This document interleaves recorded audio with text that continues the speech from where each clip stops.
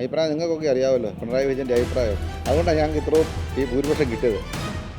നടപടിയെടുത്താൽ അത് ഇപ്പം ചെറിയ ആൾക്കാരാണ് വന്നിരിക്കുന്നത്. നടപടിയെടുത്താൽ പിന്നെ ഇത് ആൾക്കാർ അതിൻ്റെ അകത്ത് വരും. അതുകൊണ്ടാണ് അവരത് ഒതുക്കി വെച്ചിരിക്കുന്നത്. ഇതൊരു പാട്ട് വന്നപ്പോൾ അവർക്ക് ഇത്ര വിഷമിക്കേണ്ട കാര്യമൊന്നുമില്ല. അതൊക്കെ അതിൻ്റെ സൈഡിൽ കൂടി അങ്ങ് പോകാമെന്നുള്ളത്. അവർക്കിപ്പം ജനങ്ങളെ കാണുന്നതിന് ഒരു പിണറായി വിജയനും ഭരണക്കാർക്കും ജനങ്ങളെ കാണുന്നതിന് ഇപ്പോൾ ഒരു വിഷമമായിട്ട് വന്നിരിക്കുക. അതിൻ്റെ ഭാഗമായിട്ടാണ് ഇതൊക്കെ വന്നിരിക്കുന്നത്. അപ്പോൾ നമുക്കപ്പോൾ ഉള്ളത് പുതുപ്പള്ളി മണ്ഡലം പ്രസിഡൻ്റായിട്ടുള്ള സാം കെ വർഗീസ് ചേട്ടനാണ്. അപ്പം നമുക്ക് ഈ തെരഞ്ഞെടുപ്പിനെ കുറിച്ചും കാര്യങ്ങളൊക്കെ നമുക്ക് ചേട്ടനോട് തന്നെ കൂടുതൽ ചോദിച്ചറിയാം. അപ്പോൾ ചേട്ടാ, ഇപ്പം പുതുപ്പള്ളിയിലടക്കം കേരളത്തിലടക്കം UDF വലിയൊരു വിജയമാണ് നേടിയത്. അപ്പോൾ ഈ വിജയത്തെ എങ്ങനെയാണ് നോക്കിക്കാണുന്നത്? കാരണം കഴിഞ്ഞ 9 വർഷക്കാലത്തെ പിണറായി വിജയൻ്റെ ദുർഭരണത്തിനെതിരെയുള്ള ജനങ്ങളുടെ ഒരു വിധിയെഴുത്ത്, അതാണ് നമുക്ക് ഇത്രയും അനുകൂലമായിട്ട് ഈ തദ്ദേശ സ്വയംഭരണ സ്ഥാപനങ്ങളിലേക്കുള്ള ഈ തെരഞ്ഞെടുപ്പിൽ ഇത്രയും. കാരണം ഇപ്പോൾ ഈ കോട്ടയം ജില്ലയിൽ തന്നെയാണെങ്കിൽ ജില്ലാ പഞ്ചായത്ത്, ബ്ലോക്ക് പഞ്ചായത്ത്, ഗ്രാമപഞ്ചായത്തുകളുടെ ഭൂരിപക്ഷം ഇപ്പോൾ UDFന് കിട്ടി.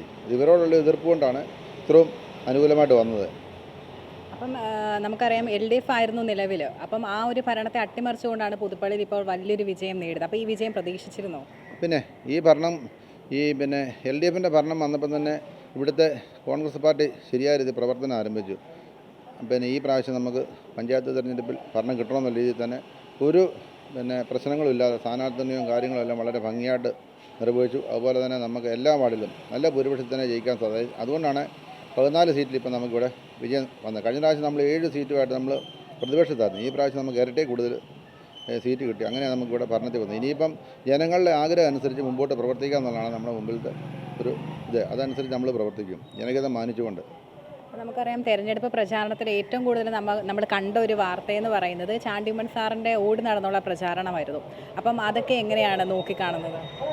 ചാണ്ടി ഉമ്മൻ നല്ല രീതിയിൽ പ്രവർത്തിച്ചിട്ടുണ്ട്. ഈ പ്രാവശ്യം പുള്ളി MLA ആയിട്ട്, കാരണം കഴിഞ്ഞ പ്രാവശ്യം ഉമ്മൻചാണ്ടി സാറിൻ്റെ ആ സമയത്താണ് നമുക്ക് പഞ്ചായത്തെല്ലാം പോയത്. അതുകൊണ്ട് ഈ പ്രാവശ്യം ചാണ്ടി വന്നപ്പം ഈ പുതുപ്പള്ളിയിലെ പോയ പഞ്ചായത്തുകൾ മുഴുവൻ അതിൻ്റെ അടിസ്ഥാനം നമുക്ക് വാകത്താനം, പുതുപ്പള്ളി, മീനടം, പാമ്പാടി, പൂരോപ്പടി ഒഴിച്ച് ബാക്കി 7 പഞ്ചായത്ത് നമുക്ക് കിട്ടി നല്ല ഭൂരിപക്ഷത്തോടെ. അത് ചാണ്ടിയുടെ ഒരു പ്രവർത്തനത്തിൻ്റെ ഒരു വിജയമാണ്.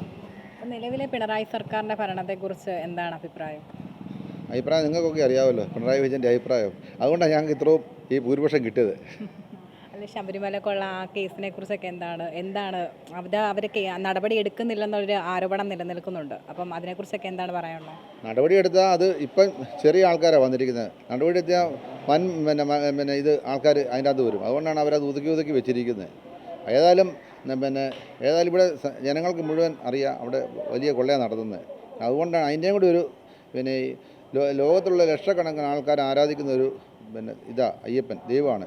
അന്നേരം അദ്ദേഹത്തിൻ്റെ അവിടെ ഈ കൊള്ള വന്നപ്പോഴത്തേനും കണിശമായിട്ടും ദൈവവിശ്വാസികളായ മുഴുവൻ മനുഷ്യർക്ക് ഇവരോട് എതിർപ്പ് വന്നു. അതിൻ്റെ അടിസ്ഥാനത്തിൽ ഇത്രയും വിജയം UDFന് കിട്ടിയത്. അടുത്ത പ്രാവശ്യം മെയ് മാസത്തിൽ നടക്കുന്ന നിയമസഭാ തെരഞ്ഞെടുപ്പിൽ വൻപിച്ച ഭൂരിപക്ഷത്തിൽ UDF അധികാരത്തിൽ വരും. അപ്പം UDFൻ്റെ ഈ പ്രചാരണത്തിൽ വിജയത്തിൽ ഏറ്റവും കൂടുതൽ സ്വാധീനിച്ചൊരെന്ന് പറഞ്ഞത് നമ്മുടെ അയ്യപ്പൻ്റെ ശബരിമലയിലെ ഈ വിഷയവുമായി ബന്ധപ്പെട്ടൊരു പാരഡി ഗാനമാണ്. അപ്പം ആ ഗാനത്തിൻ്റെ പിന്നിലെ ഒരു രാഷ്ട്രീയ ബുദ്ധിയെക്കുറിച്ച് എന്താണ് പറയാനുള്ളത്?